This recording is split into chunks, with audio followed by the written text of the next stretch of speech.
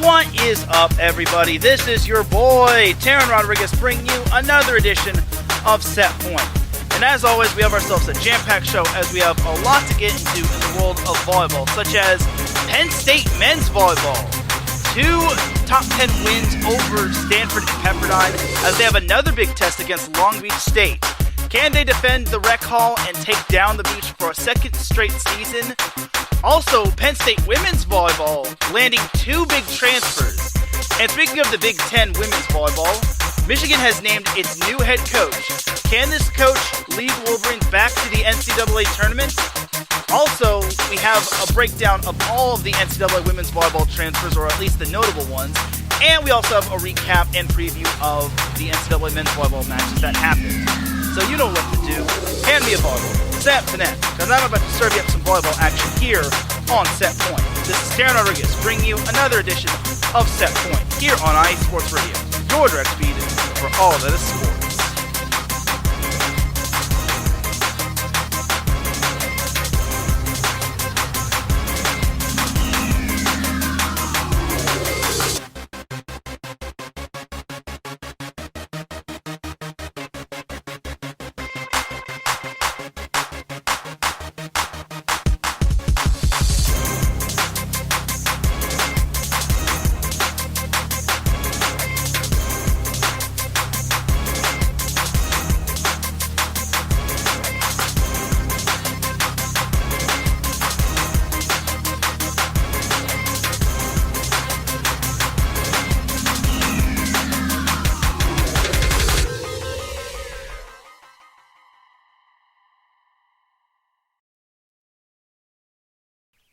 And welcome one, welcome all to another edition of Set Point. Thank you all for joining me on this beautiful Monday afternoon, Monday morning, Monday evening, Monday wherever you are listening from. Either way, you have tuned in live for episode 178 of Set Point. Without any further delay, let us begin. But first and foremost, Set Point would not be where it's at without IE Sports Radio providing the platform to go live. IE Sports Radio can be followed on several different social media platforms such as Twitter, Instagram, and on TikTok at IE Sports Radio. We also have a website, www.iesportsradio.com, and we have a Facebook page for those that still use Facebook, as you just need to type in IE, then sports, then radio in the search bar. Back to the IE Sports Radio website, once you go there, you will see a Patreon link at the top, and once you click it, donations will start off at $5 a month. This will get you a shout-out from all of our amazing shows, including this one, and higher tiers include IE Sports Radio merchandise, access to IESRU, the podcasting university of IE Sports Radio, and even a chance to be featured on a segment of our flagship show, The Defining Moment with Larry B. Because for the past 8 years and counting, IE Sports Radio has been making amazing efforts to better its shows, and it's been bringing you dedicated content ranging from interviewing legendary athletes, coaches, and other authorized media personnel to building tailor-made shows dedicated to all major sports cities around the country. All the while, we've been continued to be by the fans and for the fans, so with your help, we are ready to take the next biggest step. Thank you to everyone for all of your support and for making IE Sports Radio your direct feed for all that sports. Shout out to our Patreon supporters, Bay Area Raised Apparel, Marcus Losgrade, Key to the Gate, and a donor that wishes to remain anonymous. All right, let's get on into that volleyball action. So we have to start off with the NCAA men's volleyball matches from week number 3. So there was a good number of matches that happened this past week. But we'll start off with the first one that I went to. So this happened on Wednesday. I went to Princeton, Concordia. It wasn't the most glamorous or sexy matchup out there, but it was a great matchup. And I really want to see Concordia in action as well as Princeton, just because this was Princeton's last California match. And they actually were on the 3rd match of their California road trip. The first one, they played UCLA on Saturday. And then the second one, they played they played UCLA on Saturday, and then Pepperdine on Monday, and then Concordia on Wednesday to close out the 3-game road trip. So for Princeton, they actually lost to, UCLA last. I think I mentioned this on the last episode. They lost to UCLA in 4. They took the first set, but lost the next 3. Then against Pepperdine, they had a little case of the Mondays as they got swept against the Waves. They did put up a good fight in that second set, but unfortunately, it was to no avail. But this matchup against Concordia, Princeton knew that it needed to have a good game in order to close out the road trip with a win. So the first set, it was kind of back and forth. It looked as if Princeton was going to try to break away, but then Concordia was just laying around. Keep in mind, Concordia was 2-0 going into this match, as they were not backing down, as Princeton did take the first set 25-23. Like, the later stages of the set, it just left you wanting more. And Concordia, they have some stud athletes, one of which was Uriel Batista, but I'll get into his numbers and his game plan a bit. But for Princeton, they really came up. And something else that I need to make note of is that Princeton did not have Nate Thompson, as it looked like he had a foot injury. So I also have to give a quick shout out to Concordia University for really accommodating me with the players that are not playing, or the starters and the rosters and whatnot. So big ups to Concordia University. It was my first time at Concordia University, and hopefully it won't be my last time. So the second set, it looked as Princeton was up by as many as 6, and I'm thinking, okay, well, it looks like Princeton's got its mojo going in this second set. But those little Concordia Eagles, they really fought back, and again, it was courtesy of Uriel Batista, but they also got some contributions from Max McCullough, Gil Harold, Gage Doble, and they served pretty tough, mainly courtesy of Batista. But Princeton needed 5 set points in order to close out the match, as they were up 24-20. Batista was a one-man wrecking crew, getting them back to 24, getting them tied 24 apiece. And at 27-26, Concordia unfortunately could not pull off the set, as it was a tough serve. I don't fully remember who had that serve on set point. I think it was Nero Omene. I think that's how it's pronounced. Sorry if I butchered it. And eventually, the set clinching kill in set 2 came courtesy of Ryan Venna, a freshman, who I actually got to see back when he played at Loyola High School. So it was 2-0 Princeton, and I'm thinking, okay, well, that's 2 heartbreakers that Concordia lost. I don't know if they'll be able to come back from that. But fortunately for Concordia, they did. They really jumped out early and often. They jumped out to a 9-2 lead. That lead ballooned, and eventually Princeton called off the dogs to make sure that none of the key players got injured. Which, at set point, for the first set point for Concordia, it led to a long delay. I think that might have been the longest delay in NCAA men's volleyball history. I understand what Sam Shweisky was doing. He wanted to take out his players to make sure that they weren't going to get injured, as, again, they were down, I think at that point they were down 9. They were down by an insurmountable amount, so unfortunately for Concordia, unfortunately for Princeton, they weren't going to find a way to come back, and Concordia was nowhere near relinquishing the lead.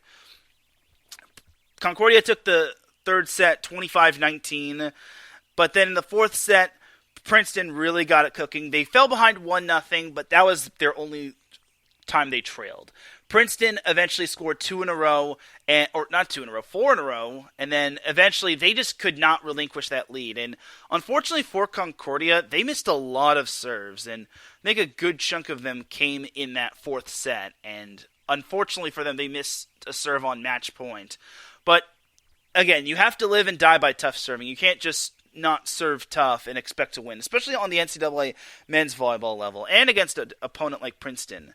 Princeton took the fourth set 25-17, and they took the match. Honestly, Princeton really came prepared for this matchup. Again, it was the case of they had lost 3 in a row. Remember, they lost to Damon the previous Tuesday, not last Tuesday, but the previous Tuesday. Then they lost to UCLA, even though they gave them a battle. And then they lost to Pepperdine, which was their second the second match in 3 days. And then they played Concordia, and they knew they needed to end the road trip with a win, because they cannot afford to go into Ohio State with a loss. So, looking at the numbers for Princeton and Concordia, Ben Harrington led the way with 21 kills. He hit .515. He was incredible when it came to the the Tigers, as he only had 4 hitting errors, and he also had 4 service aces, as the dude was on a mission, and he was quite incredible if you ask me. So Ben Harrington led the way with 21 kills. James Hartley, his left-hand man or right-hand man, depending on what your perspective is, he had 10 kills. Brady Wedbush had 9 kills. And Nero Omine had 7 kills. As a team, Princeton only hit 270, which you're going to be surprised at that. But they had 14 service aces. And some of that tough serving from Princeton also resulted in overpass kills, which that was something Concordia really struggled with. So, unfortunately for Concordia, that was kind of how they lost. And compared to Concordia's hitting numbers of 345, it's not bad, but most of their offense was led by Uriel Batista.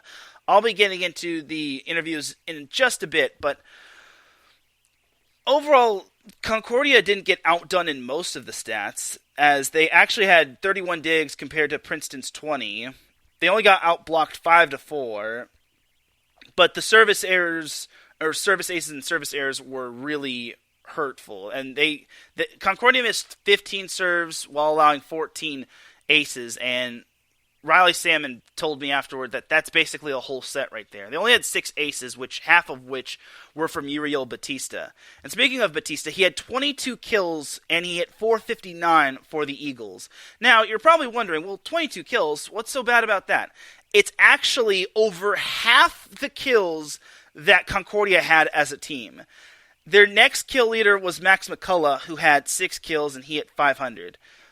That won't really get the job done. And then Gil Harold had 5 kills, Gage Doble had 4 kills, and then Johnny Anselmo had 3 kills. And then Nathan Bitteau had 1 dump kill, which he was the offense for the most part. So overall, for Concordia, it was a humbling experience. It was their first loss of the season. They didn't really play anyone overly tough at that point. Nothing against the opponents that they played against. But Princeton is a massive jump from the previous 2 opponents. And Princeton, they work hard. They have a lot of studs from that team that made the NCAA tournament last year and that won the EIVA tournament. So I think this was a humbling experience, and I think it was a good, lesson learned for the Eagles. So after the game, I got post-game interviews as I caught up with former Set Point guest and Princeton men's volleyball coach Sam Shweisky. All right, this is Teran Rodriguez of Set Point with Princeton men's volleyball coach Sam Shweisky. All right, Sam, you just concluded the California road trip with a big win over Concordia. What were the keys to taking down a scrappy Eagles team tonight? I think consistent service pressure. Having our guys stay consistent from the service line and just play with pressure, I think was the key. They had some really nice athletes. We had trouble slowing them down. The ability to push them off the net a little bit gave us a chance for some blocking defense. So really proud of what the guys were able to do tonight, and proud to be able to come out with a good win. Now, the first 2 sets were obviously close, and the third set kind of unraveled on you. What did you have to do to make sure that the 4th set didn't have to go to a 5th set? Yeah, they really picked up their service pressure in the 3rd set, and we struggled reception-wise, which got away from us a little bit. Just trying to tell them, hey, take a breath, relax, kind of reset between sets, let's come up with some urgency. So I thought we did that again from the service line. The game is consistently about serving and passing, and I thought we picked up our reception in that 4th set, and then our service pressure again sort of gave us the edge. What do you all think you've learned on this 3-game road trip as you now have another 2-game road trip to Ohio State? I think we're learning about ourselves. That's what traveling and playing on the road for a long trip. We've been gone almost 12 days with the trip to Buffalo. It's really good. It's good for us to see what we're good at, where our deficiencies are. We're definitely excited to get home for a couple days and rest, recover, train a little bit, and then head out to Ohio State for a pair of matches.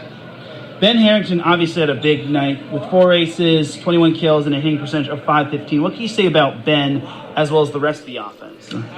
Yeah, Ben was definitely the focal point tonight, and I consider him to be a consistent force, hopefully the rest of the season.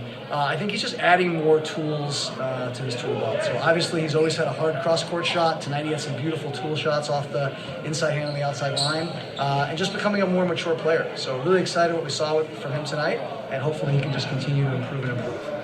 And then Ohio State, you're going to their place, and it's a 2-match series. As they've had a couple tough matches. They lost in 5 to GCU. They took Penn State to 4. What's it going to take to take down the Buckeyes on the road? It's a good question. I think with this group, we keep trying to say the next point's the most important point, the next match the most important match, and really the less we can think about who we're playing and who they've played and how they've done. I think our best opportunity is to play as hard as we possibly can each point. So they're a great team, a storied program, and a great staff. So we have a ton of respect for them. We're going to go play hard when it's 0-0 and see what we can do. Were there any other standouts in tonight's match that you thought really helped turn the tide after that third set or any point of the match? That's a good question. I thought Henry Wedbush did a great job. I thought he just set a great match and figured out who was hot at different times and kept the variety of the offense going. Obviously, Ben was the focal point, but getting some kills from Nero, from Vina, from Brady Wedbush, I thought was really from James Hartley throughout a big portion of the match was huge. And a way to keep our offense a little more than just one-dimensional. So big credit to him. Nico Posovac and Matt Suss sort of split the libero duties, which I thought they did a great job. So just a big team effort. Gavin Lysing and Alex Mackay started the match, got us that first set win. So a lot of guys that I'm really proud of added to the win tonight. Sam, thank you. That is my interview with Sam Shweisky following the Princeton Concordia match. Yeah, and something I didn't really give credit to was Henry Wedbush setting the offense. He had 36 assists, he had 1 ace, 1 kill, 6 digs, which was a team high. And then Brady Wedbush obviously had 9 kills and 4 digs, as I mentioned in terms of the kills. He also had 2 service aces. So the Wedbush brothers are really finding some good cohesion, and I could see a nice little story on that as well. So I also caught up with Princeton men's volleyball player Ben Harrington, who was my pretty much player of the night in that match. So here's my post-game interview with Princeton men's volleyball player Ben Harrington. All right, this is Teran Rodriguez of Set Point with Princeton men's volleyball player Ben Harrington after a big game and a big win over Concordia. All right, Ben, you just concluded the 3-game West Coast road trip with a win. What can you say about this performance and how big of a win this is for you all early in the season? Yeah, we're just trying to get better game by game. We had 2 tough losses the past 2 games, so we really wanted to close out this trip with a win. And then, yeah, we've been working on some things within our team, and we're seeing it all come together. And I'm glad we were able to finish with a win on this trip. Now, obviously, you were the focal point, according to Sam Shweisky, but you also got some other contributions from Brady Wedbush, James Hartley, Nero, Omine. What can you say about the offense as a whole? Yeah, Henry's doing a great job running the offense. The first set was pretty evenly spread out between all the pins and the middles, and that really opens it up. So they don't really know what's coming the rest of the match. So props to Henry for running a great offense, opening up all the pins and the middles as well. It's early in the season, but what can you say about what you all have learned on this road trip and going forward? What can you all take away going into the rest of your matches? Yeah, I think we can just take away how to get used to playing at this level again. It's been 8 months since the last time we played a Division I game. We had two smaller matches before we came out here, so just getting back in the groove of things. And then, yeah, again, learning how to play at that high level and have that stamina throughout the whole match. Now, you'll be returning back to New Jersey fairly soon, but it's a quick turnaround as you've got Ohio State on the road. The Buckeyes have obviously played a couple of tough matches against GCU and Penn State. What's it going to take down Ohio State? We're going to have to just focus up this weekend. We haven't really looked at Ohio State yet, so just scouting throughout the weekend and preparing early in the week before we head out there. James, thank you. So I said it was a quick turnaround, but little did I know, I forgot. I lost track of how many days it was before Princeton's next match. I thought that was going to be their next match, but that would be too close, and Princeton would be tired, and they would have had to basically leave the gymnasium right away. They'd have to leave California, but their next matchup will be on Thursday and on Friday against Ohio State. They should be pretty well rested. They should have enough time from last Wednesday all the way to this upcoming Thursday to basically scout and see what Ohio State has to offer.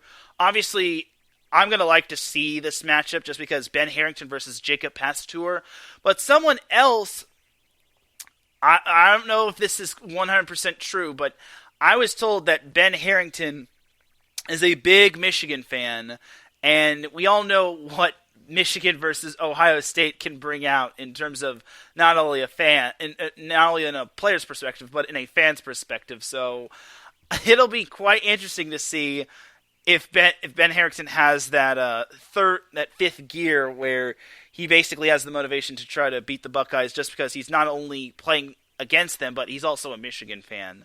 So on the other side, Concordia, my takeaway from Concordia is this. They're a young, scrappy team, and these are the type of matches that's going to help them out going forward just because the MPSF is going to be brutal. You've got UCLA that's up there. You've got Stanford that's up there. Pepperdine is really good. USC is young, but they look very promising. GCU, once they get their team figured out, they're going to be up there. BYU, for the time being, is up there. So that just leaves them, and they're not really like the low man on the totem pole or the black sheep, but it is going to be a all-out war if they want to possibly scrap together a win, let alone a set, just because that conference is loaded, and it really just can't be Uriel Batista carrying the team night in and night out. So I actually caught up with Concordia University men's volleyball coach Riley Salmon following his team's loss and what his team will look to do in order to bounce back and get more wins as the season progresses. All right, Coach. Obviously, it was a tough loss tonight against Princeton, but despite the loss, what were some positives you could take away from this matchup? Well, in the 2 years I've been here, that was the best offensive production we've had. So we hit 326 on the night. Yuri hit 456. He scored 26 points. You know, we had a lot of good individual performances. Obviously, we need to clean up our serve receive. Getting aced 14 times, you'll never win any match against anybody. So we issued a personal challenge to those players. They're going to go out and talk tonight and have a good conversation, and they're going to bring some feedback to us tomorrow, and we'll get better tomorrow and be ready for Menlo. Now, obviously, you mentioned Uriel. He had 22 kills. He had 3 service aces. The dude was a man possessed. What can you say about Uriel and how he's pretty much been your catalyst as of right now? Yeah, he's an unbelievable workhorse. Unfortunately, I know he would trade all those numbers for a win, right? But yeah, he's been great. He knows it's his last season. He's going to go play pro after this season. So he's really motivated. But more than anything, he wants to be a good leader for our group, and he's doing that. We just have a lot of young guys that haven't played at this level, and we ran against a really good coach team, and they've served really well, and they outplayed us tonight, you know, so we'll be better tomorrow. I'm confident in that. Now, the first and second set was very tight. What do you think you all could have done to, steal one or two of those sets? Give up less aces. Like I said, we had 14 aces against us, and that wasn't counting the overpasses as well, which was another 5, so that's 19 points that you give away. That's almost a full set. You'll never win at this level doing that. So we just have to clean up our serve receive, and we will. We'll serve. That was what I was really good at, and I plan on coaching these guys, and I know they'll get better tomorrow. You all have Menlo and then UCI, right? Yes, sir. So obviously Menlo is the first opponent. What's it going to take to take down them? Serve receive. I think right now we just got to work on serve receive, passing the ball to our setters, staying in system as much as we can. And when we do that, we're a really good volleyball team. Like I said, we hit 364 tonight. It's the highest number we've had in the 2 years I've been here. So that was a really good takeaway for us. And then looking ahead to Irvine, they will serve more aggressively than Stanford. So we'll have to be prepared for a battle in the serve and pass game again. And, you know, it's a great challenge for us. We'll be ready for that. And then I know it's a little early to talk about MPSF play, but obviously the MPSF is stacked pretty much across the board. What's it going to take to hang with those teams and possibly pull off a couple upsets? Yeah, actually, I think this is a great learning lesson for the MPSF. This is exactly what we'll see every night: is hard serving, relentless competition. There's not a bad server in the gym in the MPSF. So I think what we just ran up against in Princeton, it'll be very similar, if not even better in the MPSF every single night. So we challenged our guys to know that this is not an anomaly. This is what we'll see every night. So we're excited for the challenge. You know, we're ready to get better. That's what we'll do. So that was my post-game interview with Concordia University men's volleyball coach Riley Salmon. 2 years, this is his second year, and honestly, I think he's got his team propelled in the right direction.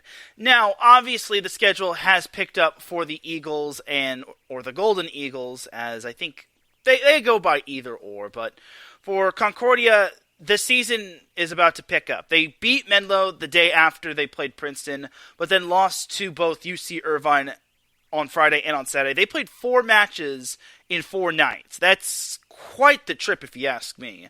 They have a match this week, and they are at home against Loyola of Chicago. Oh, actually, no, they don't have a match this week, as their next match will be against Loyola of Chicago on Loyola's 2-game California road trip. So Concordia has some time to basically prepare, get better, rest up, and eventually, hopefully, learn from their losses and their miscues.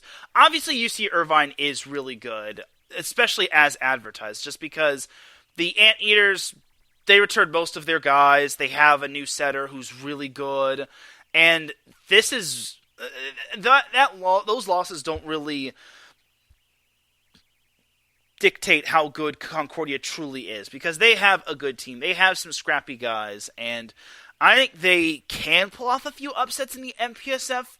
It all depends on who each team has, who each team doesn't have, how much momentum Concordia has going into said match. So overall, for Concordia, I think their loss against Princeton, as well as the losses to UC Irvine, are a good little focal point and turning point for the season, just because the season only gets tougher from here. Like, they can't just play Vanguard and Keanu in every single night. It's not going to help them, because they also play Hawaii, which is a February 16th and 17th match at Hawaii. So big yikes right there. And then they close out the non-conference slate with a matchup against UC San Diego. And then also they welcome Penn State, and they also welcome Damon as well. So Concordia is really getting a bang for its buck with all of its tough matchups. And I think that could benefit them, just because starting off MPSF play, they have BYU, which was slated to finish second to last in the conference. But then after that, it gets really tough from there on out. They've got UCLA the following week. Then after their bye from the MPSF, they've got Grand Canyon. They're at Grand Canyon. They're at Stanford. And then they close out with Pepperdine and USC. And like I've mentioned, USC is a very scrappy and young team, and Pepperdine returns a good chunk of its starters. Stanford returns most of its starters. I don't think they lost anyone of too significance. Grand Canyon's still trying to figure things out, though the season is young still for them. UCLA, with all those All-Americans and returning players from last year, they left a lot of meat out on the bone, like I said. And then BYU, trying to come into its own. They still have yet to be tested, other than the Lewis win. So I think for Concordia, it's matches like Princeton and Penn State and UC Irvine and Loyola that's going to really help them better themselves before they get into MPSF play, just because that's going to be a dogfight. All right, so that is that for Concordia Princeton. Now we gotta get into the other matchups that happened this past week. So also on Wednesday, we had number 7 UC Irvine outlasting USC in 5 sets. Irvine won the first set. Then those scrappy Trojans, they took the second set, won by 2 in extra points, 27-25. Third set, USC escaped with that third set, 25-23. I was thinking, those Trojans are really growing up fast. But unfortunately for them, Irvine took the fourth set, 25-20. Then in the fifth set, Irvine got off to a little bit of a hot start. That hot start especially spread throughout the entirety of the fifth set, and they won the fifth set, 15-11, outlasting the Trojans. UCI was led by Francesco Sani, who had 23 kills and 11 digs. Hilaire Heno, 17 kills. Cole Gillis, 12 kills. Joe Carlos had a double-double, 34 assists and 13 digs. And Cole Power had 12 digs. For USC, Dylan Klein, another big match for him. 19 kills, 7 digs. Kevin Cobrin, 14 kills. Lucas Frazran, 12 kills. Simon Gallas, 8 kills, 12 digs. That was a team high. They did miss 8 service errors, which was not ideal for the Trojans. He missed 8 serves, as USC's serve had quite a bit of missed serves. But again, that's due to the aggressive serving. So obviously, I'm not trying to call out Simon Gallas on that, but It's rough. It's tough to win a game when one of your players is missing 8 serves. And then Nate Tennant had 51 assists and 11 digs. The Trojans did redeem themselves the following night as they beat UC Santa Barbara in 5 sets at the Galen Center. First set, UC Santa Barbara surprised me. They won that first set 25-21. Then USC won the next 2 sets 25-22 and 25-22. Third set, UC Santa Barbara got off to a better start. They shook off the second and third set, won the fourth set 25-18. Then the fifth set, it was tight for the most part, but USC was able to break through, win it 15-12. Another big night from Dylan Klein, 20 kills. Kevin Coburn, 15 kills, 13 digs. Simon Gallas, 11 kills, 6 digs, 2 service aces. And this was probably the one that I thought was notable. Ryan Sprague, the freshman setter coming out of Loyola High School, Dylan Klein's teammate, 30 assists and 12 digs off the bench. I am rather surprised, and I'm kind of wondering, is Sprague the better option going forward, or does Jeff Nygaard have to have a little bit of a setter competition? Just because Sprague also did provide a big spark following that first set, and I think Sprague, knowing Dylan Klein well, and after this match, could possibly be a good option. It's basically having 2 good quarterbacks, and you have to have that good quarterback competition. But it's probably just friendly fire, and it's going to be another little experiment that Jeff Nygaard has to experiment with. And then, closing out, we have George Dyer totaling 14 digs and having 8 assists. For UC Santa Barbara, they were led by Ryan Wilcox, 13 kills, 8 digs. Dane Chalmers, 11 kills, tied for the team best, 12 digs. Nick Amaruso, 10 kills. And Jack Walmer, the new setter for UC Santa Barbara, 43 assists, 12 digs. UCSB out-hit USC 221-170, but USC out-dug UCSB 64-49. So that was how the Trojans were able to come out on top against the Gauchos. Gauchos didn't have it easier the following night as they lost to UC Santa Barbara at the Galen Center, or not the Galen Center, the Pauley Pavilion in straight sets. The first set was what really broke UCSB's back. They lost that first set 32-30, and then they just did not have that momentum. They just could not get that momentum going forward. And if they win that first set, it might be a whole different set. Kind of reminds me of the set that Princeton stole against UCLA when the two faced one another, not last Saturday, but the previous Saturday. So for UCLA, it was just another day at the office as they proved that they were tough. They also beat UC San Diego. So for the Bruins, they've only lost 1 set, and they are very good as advertised. Well, the Gauchos, they still have a lot of work to do before Big West Conference play. Also on Friday, we had Loyola sweeping NJIT. I was a little surprised to see NJIT getting swept. 25-21, 25-19, and 25-19. Just going to touch upon this for a little bit. It shows how good Loyola is, but I thought NJIT was going to be a bit better. They did salvage their week of matches with a split as they beat St. Francis of Brooklyn in 4 sets, but I thought NJIT was going to be a little bit better. I thought that was going to be an underrated matchup, but I see that NJIT is still trying to figure things out, and Loyola is good.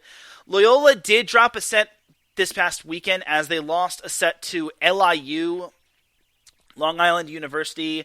They lost the first set 26-24, but then Gentlemen swept them the rest of the way, winning the whole match in 4 sets. So for Loyola, they won't get I won't say it. I was going to say they're not going to get too much of a challenge until they play Concordia and Long Beach State in the first week of February. But you never know what could happen in that long time span. So we'll see what happens from then. And then we have to get into the big event. We have to get into the big event in the First Point Challenge, First Point Collegiate Challenge, as first match, Penn State versus number 5 Pepperdine. Number 4 Penn State taking on Pepperdine. First set, Penn State narrowly won that one. They were down 24-22, but then they routed off the next 4 points. They won that set 26-24. That really took some of the air out of Pepperdine. It showed in that second set. Penn State They took that second set 25-18. But then the third set, it was tight early on. Pepperdine in the first half of that set, they led 15-13, but then they really kicked it into overdrive as they closed out the set on a 10-6 run, winning the third set 25-19. But then the fourth set, Penn State restored order, won the fourth set, got off to such a hot start, and they were up by 10 plus. They nearly doubled up on Pepperdine, but Pepperdine did rattle off a few more points to make it a little bit more respectable. But Penn State won that fourth set 25-14. Penn State, I talk about how good Brett Wildman is, but look out, Brett Wildman. John Kerr and Mikal Cowell are two players to watch for, and that's big right there. John Kerr had 20 kills. He hit 421. Mikal Cowell had 11 kills. He hit 625. He also had 4 aces. That makes Penn State so much more deadlier, as they've also got Cal Fisher in the fold, Brett Wildman in the fold, Toby Ezionu, who hit 500. He had 10 kills off 20 swings. Wildman had 7 kills, 8 digs, but he had himself a big serving weekend over the weekend. So for Penn State, this makes them really scary. And they also have Sam Marsh offensively as well in the middle as well. So Cole Bogner has a lot of options to go with offensively, and this is what makes Penn State such a scary team. And I really think Penn State can really go deep this season. As we welcome Larry B in the chat room, he says, "Good day, Mr. Teran." For Pepperdine, they were led by Jalen Jasper, who had 21 kills, hit 368. He also chipped in 6 digs. Jacob Steele also had 6 digs to go along with 10 kills. Penn State outblocked Pepperdine 6.5-2 in terms of as a team, and Penn State also out-hit Pepperdine 400-279. And like I said, that first set was what really cost Pepperdine. If they don't give up that 4-0 run, it's a whole different set. And heaven knows that either that match is going 5 or Pepperdine somehow manages to turn the tide and win it in 4 altogether. So I really thought that first set really hurt Pepperdine quite a bit, but it just goes to show how good Penn State is. Those Nittany Lions are not to be played with. Also on Friday, we had number 15 Lewis taking on number 8 Stanford. So the first set, it kind of resembled the first set against Penn State and Pepperdine. Stanford was up 20-17, but Lewis closed the set off on a 9-4 run to take that first set 26-24. And set 2 was also pretty tight. It went down to the wire. Stanford pulled it off 25-23. If they go behind 0-2 in the match, then it's a whole different perspective. Stanford's on its heels, and they have to reverse sweep Lewis. But being tied 1-1 against a scrappy Lewis team is better than being down 0-2. Third set, Stanford took that one 25-20, and then the fourth set looked like it was going to go 5, but then Stanford kind of pulled away in that second half of the set, and despite a Lewis push toward the end, Stanford took that fourth set 25-22. Stanford was led by the freshman Theo Snowy, 21 kills, 500 hitting percentage, and he had 7 digs. Will Rotman had 12 kills. He also chipped in 7 assists and 6 digs, as well as 2 aces, so that dude was stuffing the stat sheet. Kevin Lamp had 10 kills. Justin Louis had 13 digs, and Nathan Leitsky had 45 assists and 9 digs. Lewis was led by Max Roque, who had 18 kills, 6 digs. Cole Brillhart had 6 kills and 8 digs. Kevin Calling had 4 kills, 37 assists. Stanford out-hit Lewis 339-283. So it was just a rough day at the office for Lewis. Then we go to Saturday's matchups in day 2 of the First Point Challenge. We had number 15 Lewis taking on number 5 Pepperdine. So Pepperdine won the first set 25-21. They didn't have too many problems. Second set went back and forth, but then Lewis managed to snatch that second set 31-29. It looked as if that might have been the tipping point, but Pepperdine learned from its mistakes from yesterday as they won the third set 25-18. Then in set 4, Pepperdine rode the momentum from that third set and won it 25-20. Jalen Jasper had 23 kills, he hit 425, and he had 7 digs. Joe DeLuzio had 15 kills, and he hit .522. Jacob Steele had 4 service aces and 10 kills, and Akinwumi had 9 kills, no hitting errors, 13 kills for a hitting percentage of .692. Bryce Dvorak also stuffed the stat sheet, 52 assists, 6 digs, and 3 aces. Lewis was led by John Davis, who had 16 kills. He was their only double-digit kill guy, as he also added 3 service aces. Kevin Calling had 8 kills, but he hit .700 to go along with his 29 assists. Pepperdine out-hit Lewis 446 to 303. So if you're Lewis, you have to be satisfied with hitting 303, but your defense wasn't really there, as you allowed your opponent to hit 446, which is kind of a 1 step forward, 10 steps back match from when you face Stanford. And also Pepperdine out-aced Lewis 11-6. But one positive that Lewis had was that they outblocked Pepperdine 9-6 as a team. So overall, I thought it's just another match where Lewis has a lot to learn, and it's basically just the process of them moving on from Tyler Mitchum as he graduated last year. So now they have to find and reestablish their new number 1 hitting guy.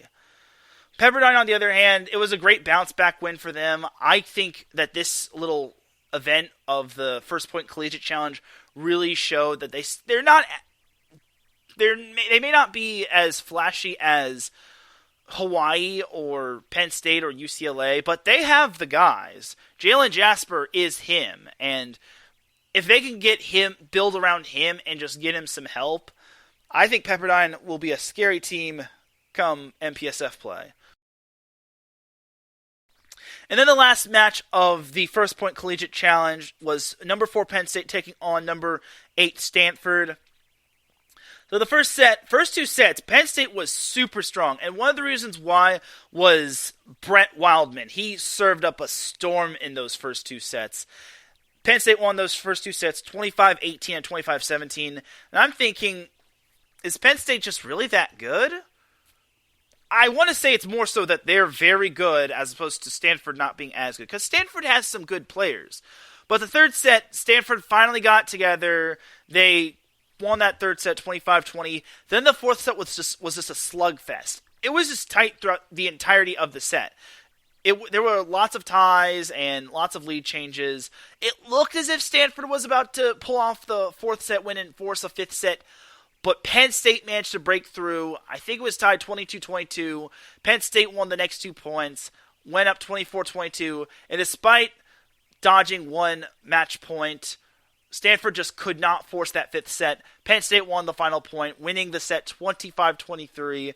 Penn State definitely is good as advertised.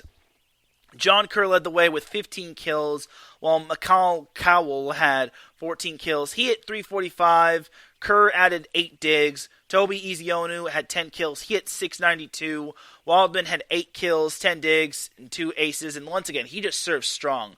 It didn't show in his numbers, but it really helped Penn State power through those first 2 sets. Because if Stanford's lurking around in those first 2 sets and they somehow take him, again, it's a whole different perspective. And I think Stanford is indeed a good team. I think they will challenge UCLA and Pepperdine in that MPSF. Stanford was led by Will Rotman, who had 14 kills and he hit .480. Theo Snowy, rough night for him. He had 8 kills and he hit -30. Just some growing pains as a freshman. And again, it was against a very talented Penn State team. And that's just the tip of the iceberg of some of their tough matches. Now imagine if they have to play Long Beach State or any of those other opponents. I don't think... No, they are going to play Hawaii later on in the season. So it's just one of those, their few matches where they're going to have to face some other tough opponents. Ethan Hill also added 8 kills and he hit .429. Penn State out-hit Stanford 313 to 242 and out-killed them 52 to 39 and out-blocked them 8 to 3. So overall for Penn State, it just shows how deep they are. Like, it was one thing to have just Toby Ezionu, Sam Marsh, Cal Fisher, and Brett Wildman, but now Penn State has 2 more possible weapons with John Kerr and Mikal Cowell. it's just very scary how good this Penn State team is going to be once they get into EIVA play. Because, like I said early in the season when I did my previews, Penn State left a lot of meat on the bone last year, and they know it. I think for Penn State, they really send a statement to the entire NCAA men's volleyball world. And they have a big match this week, so this isn't the last time I'm going to be talking about Penn State men's volleyball. So I was rather impressed by Penn State this entire weekend. They are my team of the week, by the way, and they definitely deserve that honor, as this week is another big week for them, but they have the coaching talent and they have the talent overall, so don't sleep on those Nittany Lions. Just don't. They're very good as advertised, and honestly, they're just that good. They don't really have too many flaws, and their libero is getting figuring out their libero also helps as well for Penn State, just because that was kind of the big question mark for me, in my opinion. Who was going to replace Will Bantle? As replacing Will Bantle this year is Ryan Merck. And I think Ryan Merck has done quite well through the first few matches for Penn State. Obviously, it's still a long season, and Merck is only a sophomore. And being the libero, it's so tough, just because it's kind of the loneliest position. You don't get the kills, but you have to keep the ball in play, and you have to basically make the hustle plays to make sure that ball does not touch the ground. So overall for Penn State, once the season continues to progress and once they get into some of their other matches to watch for, they're going to also possibly be a wrecking ball, especially when they go into EIVA play. They also next week they have USC and UCLA, and then they also play UC Irvine at UC Irvine, and then they have to travel to Hawaii for the Outrigger Challenge, where they play UCLA again, and they play Hawaii.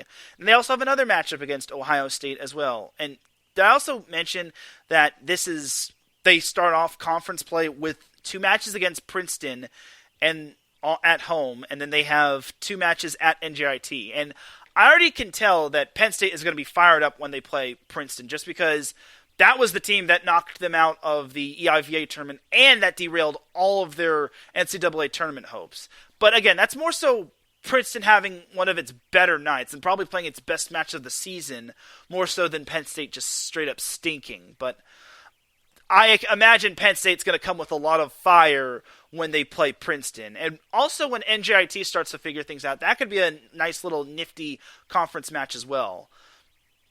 But again, more on that later. So that is pretty much that for all of the notable NCAA men's volleyball matches. But before we move on from week number 3, we have to talk about this matchup. Ball State, then number 6 Ball State, having to go 5 against, get this, Tusculum. That is located in Tennessee. So the first 2 sets, Ball State took the first 2 sets, 25-21 and 25-22. And I'm thinking, okay, well, this is kind of expected, because Tusculum is in its first year as a men's volleyball program, and they haven't really played too many tough big-time matches. But then Tusculum takes this third set, 25-22. It was tied 15 times, and there were 5 lead changes. Then the fourth set, Tusculum had to win that one in extra points, as they won it 26-24, 13 ties and 7 lead changes. And just like that, they're going 5 sets with the number 6 team in the nation. And I'm just like, what? But unfortunately for Tusculum, Ball State woke up, they righted the ship, and they won the 5th set 15-7. Ball State never trailed. There were 2 ties, but unfortunately I think Tusculum kind of ran out of gas.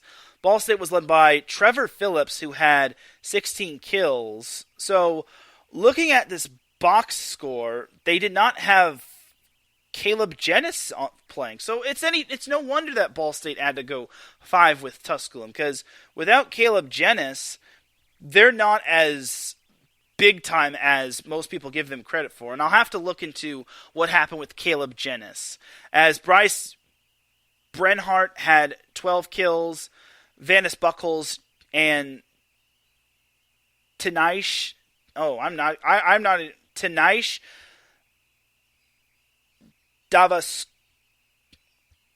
Davazoskeva each had 8 kills. I am so sorry if I mispronounced that.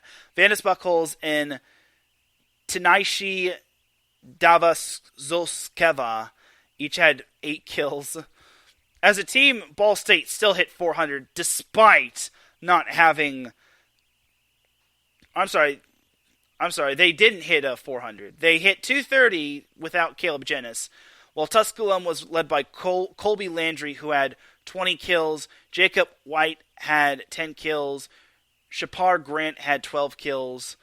They hit 192 on the night as they barely outdug Ball State 41-40. They outblocked them 10.5-6, but Ball State outaced them 6-4 and had a better service error to service ace ratio.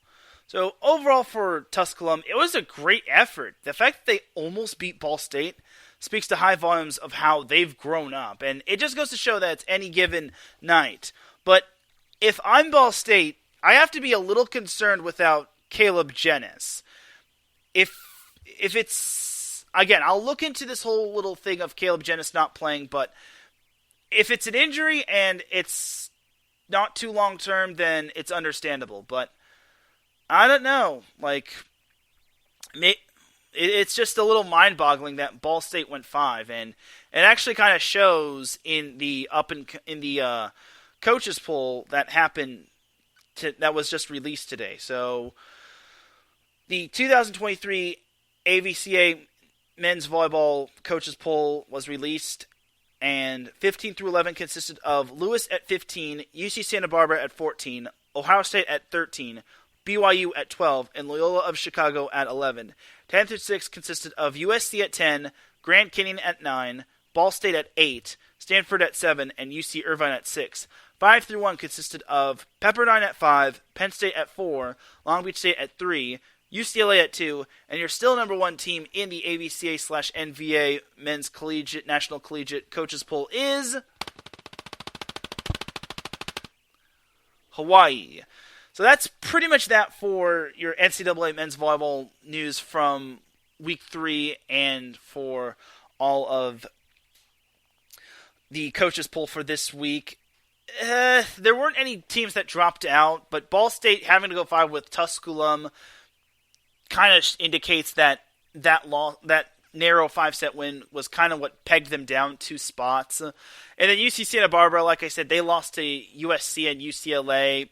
That they went down 2 spots as well, while BYU rose 1 spot, Ohio State rose 1 spot, Stanford rose 1 spot, and Pepperdine didn't really change. And Lewis stayed in the top 15 just because they took a set off of teams that were ranked ahead of them. So, a funny thing that I mentioned UC Santa Barbara is that they're actually 1-6, and some people, I think there were a few people wondering, UC Santa Barbara, one team is 1-6 and they're still in the top 15, and that is UC Santa Barbara. So, gotta remember that they beat USC early in the season, but ever since then they have lost 6 in a row. So, unfortunately for the Gauchos, and also that 6-game losing streak included seeing the Gauchos lose to USC on the road. So, I think UC Santa Barbara is getting rewarded for playing a tough schedule, and they went 5 against USC the second go around.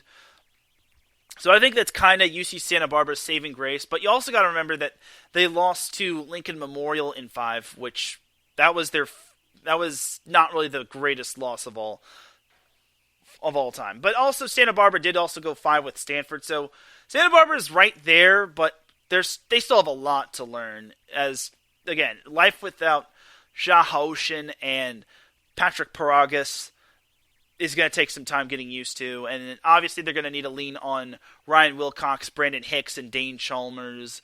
And Jack Walmer, I think, is getting better at the setter position, having transferred from Hawaii. So I think for UC Santa Barbara, they can still make noise in the Big West Conference, but can they keep up with the likes of Hawaii, Long Beach State, and UC Irvine? That's my biggest concern for them. All right, so that is that for all the NCAA men's volleyball news from last week and from the coaches poll. We're going to take ourselves a quick little break. When we come back, We'll have a nice little preview of NCAA's men's volleyball matches to watch for in Week 4. And we've got some NCAA women's volleyball transfer news. And we have a new head coaching hire in the Big Ten. Keep it locked here. You are listening to Set Point here on IE Sports Radio, your direct feed for all that sports. We'll be right back after this.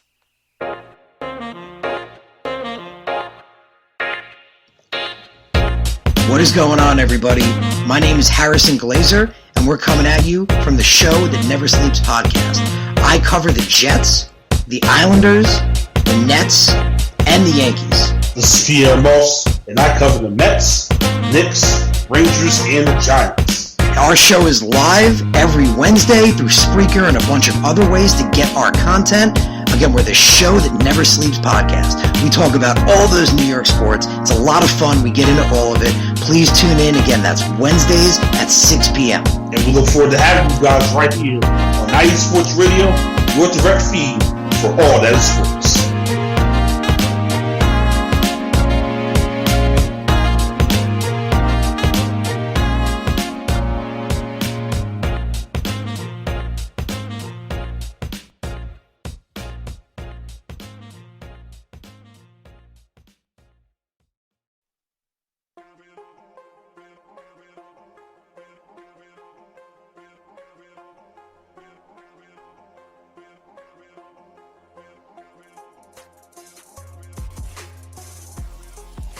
Hello, ladies and sinners. Hello, sports fans around the world.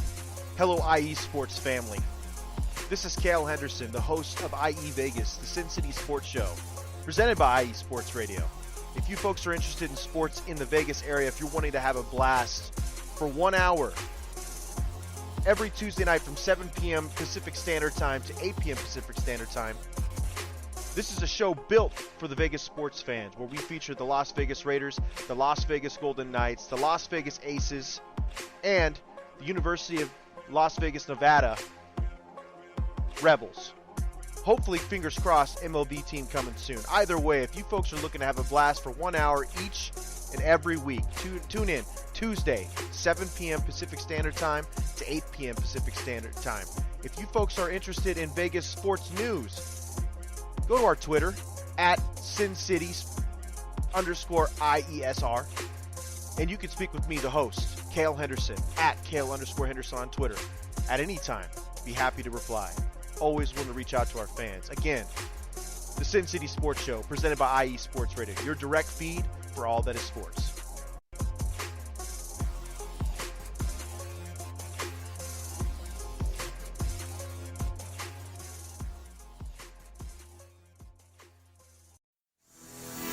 Sports fans, do you like teams that are tough, cities that are tougher, and fan bases that are passionate about their teams? How about teams that are historic and stadiums that are iconic? Then you belong in Chicago, and you need to check out Chi-Town Weekly. Join me, Adam Kernan, every week as we keep up with all things Chicago sports. Bears, Bulls, Blackhawks, Cubs, White Sox. We'll cover them all, plus more. The Windy City is always buzzing, and we'll keep you up on all the big games and major stories. So tune in to Chi-Town Weekly every week right here on IE Sports Radio, your direct feed for all that is sports.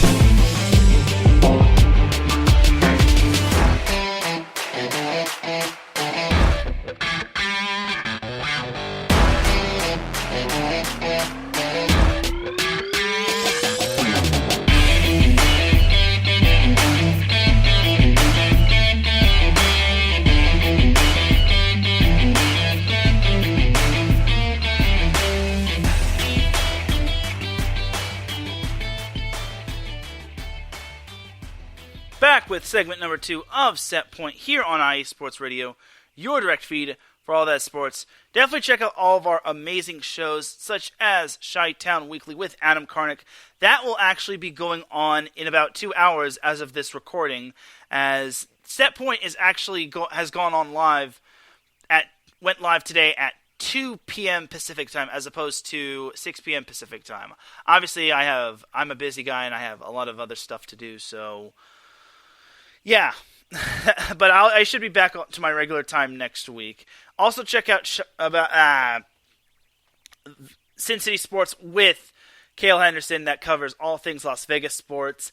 And then also check out the Show That Never Sleeps with Pierre Moss and Harrison Glazer, who just celebrated its 100th episode. So congratulations to Harrison Glazer and Pierre Moss for celebrating episode 100 of the Show That Never Sleeps.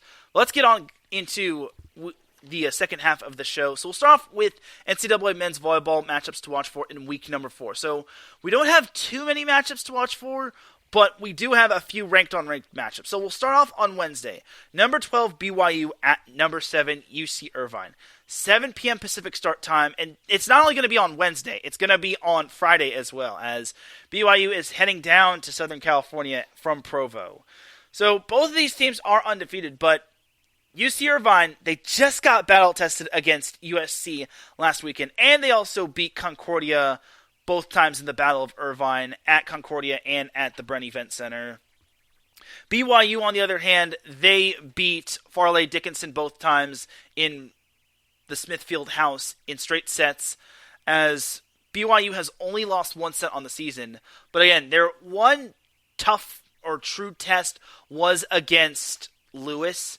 So I imagine this is going to be a huge jump of a level from that matchup all the way to this matchup. I'm not saying that BYU isn't playing strong opponents, but again, they're a young team and they aren't really expected to be the greatest of all teams, but they can get there. But this matchup, both these matchups are going to be quite strong, and this could be quite a little bit of a humbling experience for them.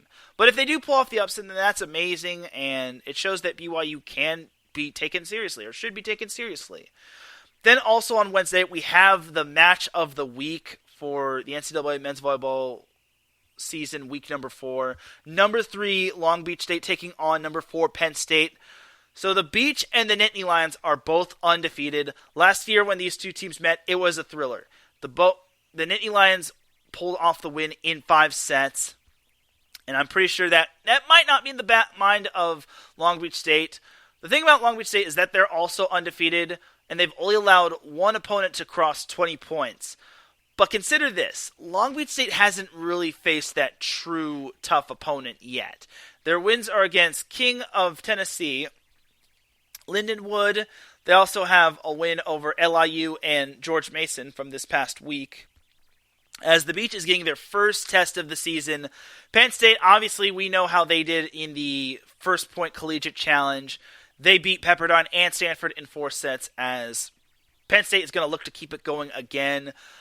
I think it's going to be a complete barn burner right there. And everyone can talk about the left side and right side, but for me, I think the key to winning will be who can run the middle better. Long Beach State has Simon Torwey and Shane Holdaway, while Penn State has Toby Ezeonu and Sam Marsh. So for me, I think this is going to be a battle of who could run the middle more effectively, whose libero can come up big, because Mason Briggs is a veteran, whereas Ryan Merck is only in his sophomore year, and this is his first start on Penn State this year. So for the Beach and the Nittany Lions, this is a huge test. This could possibly be an NCAA tournament preview. On paper, it looks like Penn State could win the EIVA, and also on paper, Long Beach State could be an at-large, or they could win the Big West Conference. But definitely pencil this down as an NCAA tournament preview match. Then on Thursday and on Friday, we have receiving votes Princeton taking on number 13 Ohio State. Both matchups are slated for 7 p.m. Eastern Time, and both matchups are slated for Friday and on Thursday. So Princeton, obviously they came back from the California road trip 1-2, as they have another road trip against Ohio State. For the Buckeyes, this is kind of their chance to somewhat prove themselves. I mean, Princeton isn't really that terrible. Obviously, they have only won 2 games this season. But I think this is going to be more of a big-time prove-yourself matchup for Princeton, just because Princeton, they're obviously looking for that big-time win. Ohio State is playing at home, and they have to defend the Covalli Center. And for me, I think there's more stress on Ohio State's shoulders as they're going to look to have a big game from Jacob Pastor. I'm really looking forward to Jacob Pastor versus Ben Harrington. Obviously, you have other players to watch for on Princeton and on Ohio State, but it's the battle of two big outside hitters as Harrington and Pastor. They're both really good as advertised, and I'm really looking forward to seeing how this one goes. I think this is kind of the best ranked versus non-ranked match we have, and this would be a huge win for Princeton just because that could jump them into the top 15, or that could at least generate more votes for them. But it would be a huge win going forward just because that gives them a whole lot of momentum, and it proved that they can hang with some of the best. They did take a set off of UCLA, and I think that's kind of their selling point just because I really think that taking a set off of UCLA is no easy feat, especially when you're on the road. And that 3-game road trip obviously was rough. Losing to Damon was definitely a rough one, even though they lost to Damon the previous year. And then losing to UCLA, we all know how good UCLA is with all those returning players that are All-Americans. And then Pepperdine, really good team. So Princeton definitely is, I could see them winning at least one match, if not going 5 with Ohio State. But those Buckeyes are going to be tough. They're well coached. Kevin Birch does an outstanding job with his team.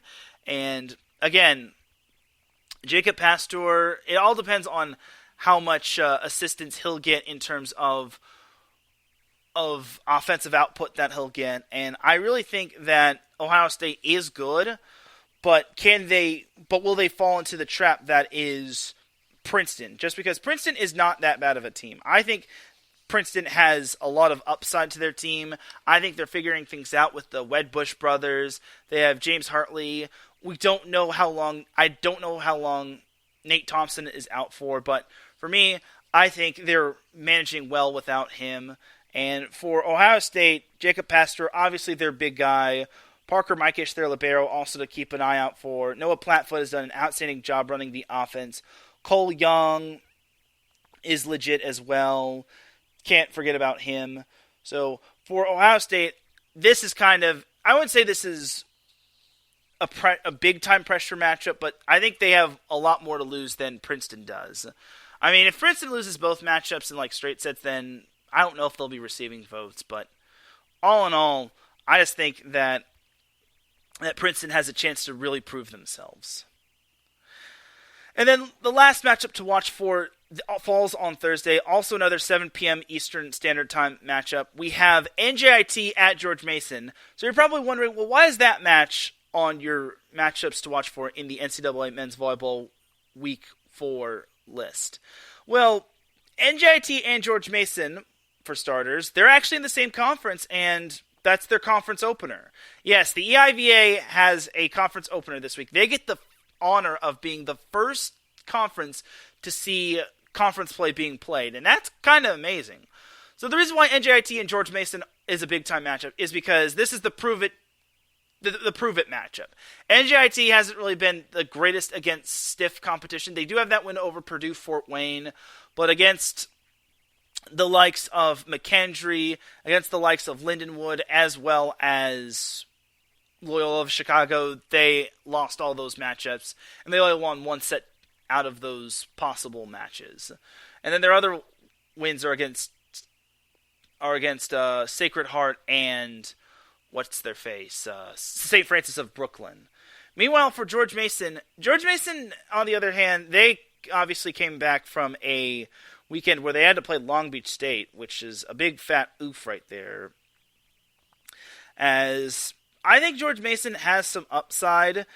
They'll definitely be good when it comes to the EIVA, just because they'll have a little bit of a boxer's chance. But for George Mason, I think their work is going to be a little cut out for them, just because I think that NJIT on paper, NJIT is much more deeper, and they definitely have a darn good head coach in Danny Goncalves, but you just can't count them out. You just can't count out George Mason. Also, a fun fact about George Mason is that they're actually hosting the NCAA tournament. Now, back to George Mason in their schedule. So, they have yet to win a match, which that's kind of concerning. They lost to GCU in 3. They lost to Long Beach State in 3. In their first week of the season, they lost to Ohio State in 4. And then last week, they lost to LIU in the East Coast West Coast Challenge in 4 sets. So for George Mason, they don't have much to lose outside of being in the back of the bus when it comes to being in the EIVA. But they have a lot of time to get it together. But this matchup is it's going to be their biggest test, just because, well, the EIVA as a whole is going to be rough for them, as they've also, again, they're playing the likes of Penn State, Charleston, which that's an underrated team right there as a whole. They've also got Princeton, and then they've got another matchup against NJIT.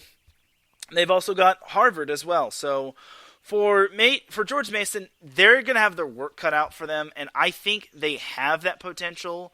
But for the Patriots, they're just going to have to power through this matchup. If they can win this matchup, that would be huge. Not only would it be their first conference win, but it would be their first win of the season. So for George Mason, I really think that they don't have too much to lose. Obviously, still being winless is tough. But for NJIT, it's kind of you got to prove me that you're actually good, just because I really think NJIT has that potential. They were chosen to finish second in the EIVA, and they're not really showing me that they're a second-place team from this conference. So for EIVA, it's a huge week for them, because Penn State is playing Long Beach State in a top 5 matchup. Then you've got Princeton playing Ohio State in back-to-back matches, which I think that's huge, on the road, mind you.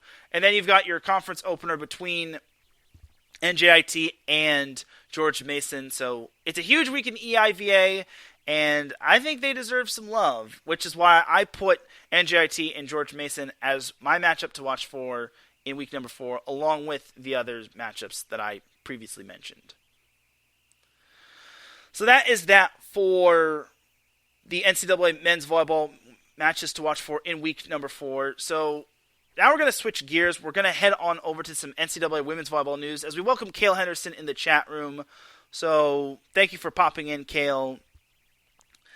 So now let's jump on into some NCAA women's volleyball transfers. So we actually have quite a number of transfers, and we had 3 notable transfers from this past week, as well as some NCAA women's volleyball news regarding a player. Actually, just 3 transfers. So I'm sorry, just 2 transfers, sorry. So we're going to get the bad news out of the way. Well, not bad news, but it's just sad news. So this isn't really a transfer, but it's a decision from one of the players, and she actually hails from Nebraska, which is in Cale's neck of the woods. So Whitney Launstein, who I think is a fantastic NCAA women's volleyball player for the Huskers, she actually came out on last Tuesday on Instagram, and she said, "I am coming on here to clear the confusion and rumors that you may have heard about my status on the volleyball team. And with that being said, I have thought long and hard about my decision and took the holidays with my family to clear my mind. But I have decided to step away from the volleyball team to focus on myself and be with family and continue to heal due to the passing of my dad." And she also goes on to say that she cherishes every single moment with her teammates, and they have grown to being some of her best friends, and they will continue to be her best friends. And she will miss playing in front of the Bob, and she'll miss being with her teammates on game day. But she also goes on to say that it's important to put yourself first before you commit to something big. And then she says, "Thank you everyone for the unconditional love and support.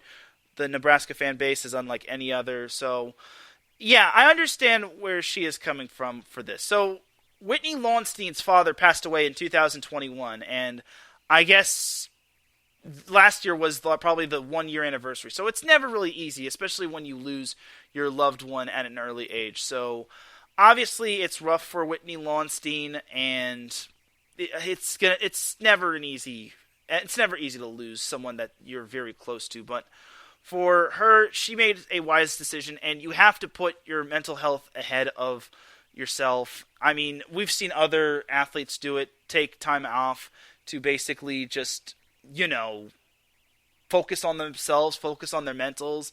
As Marshawn Lynch said it best, take care of y'all mentals, take care of y'all chickens, take care of y'all bread. And family is first above everyone else. So for Whitney, she makes a tough decision, but it is a respectable decision. So for me, I think Nebraska's definitely going to miss her. She was one of the top offensive options for Nebraska. But for me, I think Nebraska will be just fine without her. They have a very good recruiting class coming in. And for Whitney Launstein, I wish her nothing but the best. And I raise my glass to you. Well, not really a glass, but I toast to you on great health, great mindset, and great life altogether outside of volleyball. Because there are much more things more important than sport. So that is that for the Whitney Launstein move. So now we gotta get into the transfers. And I'm not gonna dance around this. Basically, both these transfers are going to... Actually, no, there are 3 transfers, and these 3 transfers, 2 out of these 3 transfers are going to Penn State. So we'll start off with the one not going to Penn State. So this news was broken on Saturday as Arizona State's kill leader, Iman Isanovich, she is transferring from Arizona State to Washington State. And that's huge for Washington State just because they return a good chunk of their players from last year's team, and now they get this girl. We're all talking about Penn State over here, but what about this? What about getting Iman Isanovich? That's huge for Washington State just because I think that they could contend in that Pac-12. They can contend with the likes of Stanford and UCLA and the up-and-coming USC once their transfer news comes through. But for this news right there, Iman Isanovich, that's big time right there. She, like I said, she had over 350 kills with Arizona State, and she had over 200 digs. She was one of 4 players with 200 digs, and I really think that getting Isanovich is huge for Washington State, just because you need to have that depth when it comes to the Pac-12, especially when you are taking the likes on of Washington and UCLA and Stanford and USC and Oregon. Can't forget about Oregon. So I think this was a big power play or a big splash signing for Cougarville right there. So I really think that Washington State is a team to watch for. And also staying in the Pac-12, I totally blanked on this girl and her transfer over from San Diego State to USC. So USC did also get a transfer. This happened on Wednesday, and I totally blanked on this. I totally forgot that this was a thing right there. It just wasn't as big as the Isanovich transfer from Arizona State to USC. And for USC, they managed to transfer Ellie Geohagen to her team. So, honestly, this isn't a bad signing. Now, obviously, they have their starting libero, and she's only a freshman, but Geohagen is, or I hope that's pronounced. I misspelled her name in the post, but Geohagen should be a good addition. She led San Diego State in digs with 386, and she was second in service aces with 31. So even though she she's most likely not going to be the starting libero, as once again, USC I think has their freshman libero from last year, and I don't see her as the starting libero. But this can actually prove to basically have a nice little libero challenge as to who will be the starting libero next year. Obviously, USC has Gala Trubint, who excelled at the libero position last year, but I think having Ellie, at least as a serving specialist, will be big time, just because USC prides themselves in serving tough, and they also pride themselves on having good defense and having good ball control, and I think that they kind of lacked that, at least for the most part, or at least when I saw them against Stanford. So I think having Ellie Geohagen is huge for their team, and heaven knows what can happen with her. And even if she doesn't win the libero position, Brad Keller can definitely insert her into the starting serve rotation, if not the starting rotation as a whole. So I think Geo Hagen is going to be big time for USC this upcoming season, and who knows, maybe USC can have a deeper run in the NCAA tournament, but there's still plenty of time for USC to bolster their team, and they still have yet to unveil their class of 2023. All right, so that's that for all of the Pac-12 transfer news. Jumping on over to the Big Ten, and this is what everyone here wants to see, as the first bit of news in regards to a team getting, or in regards to Penn State getting a big-time transfer, is Jess Mruzik, who is transferring from Michigan and heading down to Happy Valley to play for Penn State. So she led Michigan in kills last year with 394, and she was second in digs with 250. Yeah, Penn State is already...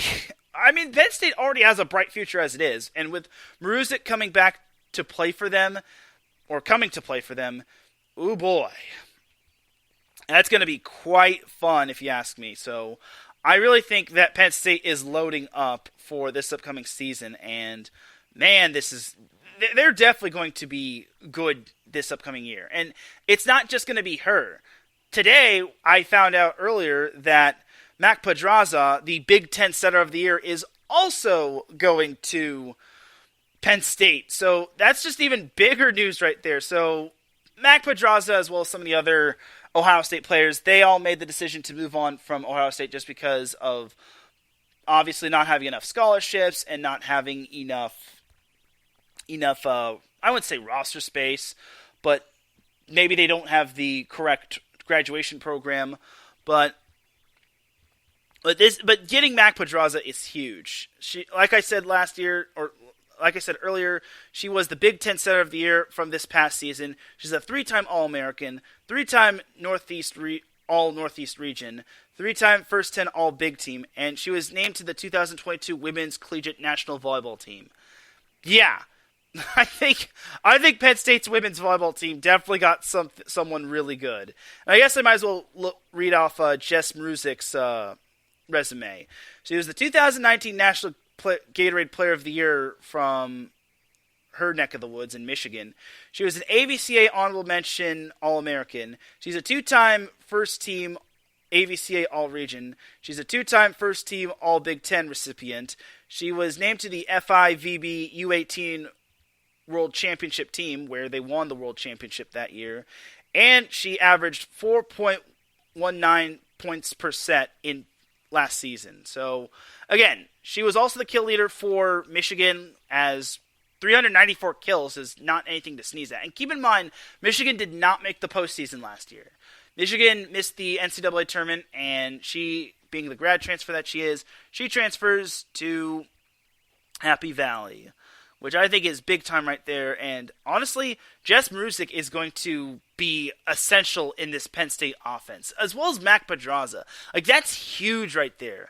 Mac Pedraza going to Penn State is definitely big time right there. And honestly, Penn State is going to be really good going forward this season. Now, obviously, Penn State, it's way too early to crown Penn State as champions right away. Like, there's still plenty of off-season left, but they also got Ella Snyder through the transfer portal from Arizona State. But honestly, it's a little early to say this, but I really think that Penn State has a lot of promise this year. Again, I'm not going to crown them as champions just yet, just because there's over 200 days left until the start of the 2023 NCAA women's volleyball season. And looking at their roster right here and now, they do lose some players. Like, I don't know if they're going to bring back Taylor Trammell. Maybe she'll have that fifth year. Maybe she has that 5th year option. Maybe she doesn't. And then we don't know if they'll bring back Zoe Weatherington. Like, the roster is basically still a gigantic question mark. Obviously, Kashana Williams is not returning, but according to the Penn State roster, that Taylor Trammell will be back, as well as their players from last year that's being added to their 2023 spring roster. They obviously have Allie Holland returning, which I think is big time right there. Weatherington is returning as a grad player, and I really think that Penn State can really go deep next season. Like, they almost went to the Elite Eight as they nearly knocked off Wisconsin. Unfortunately, Wisconsin is just still too stacked.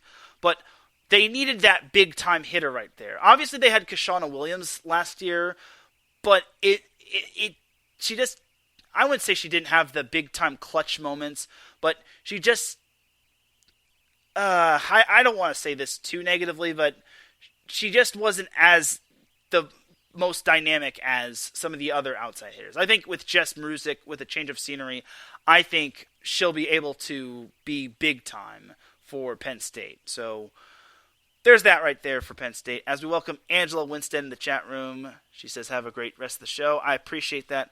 So now, staying in Big Ten land, we got to go over some coaching news, and then I'll send you all on your way. As Michigan popped up in the news in terms of hiring their new head coach, and their new head coach is none other than, can we get a drum roll, please? Erin Virtue. So, a few days after it lost one of its top players, Jess Mruzik, to the transfer portal, they do get their new head coach in Erin Virtue, which I think this is a huge hire right here, and they needed to make a splash hire. So, before I continue on with that little rant, Erin Virtue's resume. So, right off the bat, Erin Virtue was and I think currently is still a member of the U.S. Women's National Team program.